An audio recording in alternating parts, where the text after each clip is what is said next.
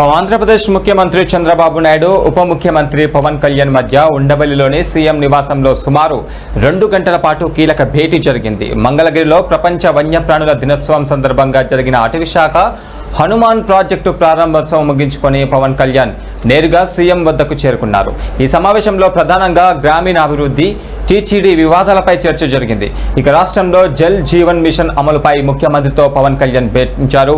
ఇక ప్రతి గ్రామీణ కుటుంబానికి రోజుకు తలసరి 55 లీటర్ల స్వచ్ఛమైన మంచినీటిని అందించాలని వీరు నిర్ణయించారు. గత ప్రభుత్వం ఈ పథకాన్ని నిర్లక్ష్యం చేసిందని, కేంద్రం నుంచి వచ్చిన నిధులను దారి మళ్లించిందని ఇరువురు నేతలు అభిప్రాయం వ్యక్తం చేశారు.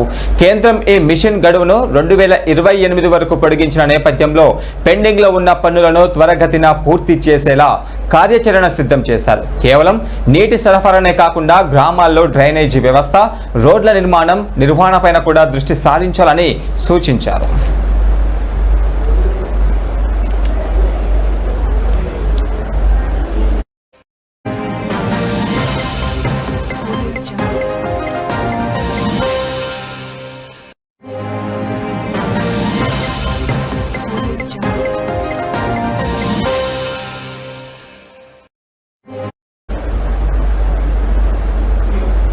ఈ నేపథ్యంలోనే టీటీడీ చైర్మన్ బిఆర్ నాయుడుపై మాజీ చైర్మన్ భూమన కరుణాకర్ రెడ్డి చేస్తున్న ఆరోపణలు, వైరల్ అవుతున్న వీడియోలు అంశం కూడా ఈ భేటీలో ప్రధానంగా చర్చకు వచ్చినట్లుగా తెలుస్తుంది.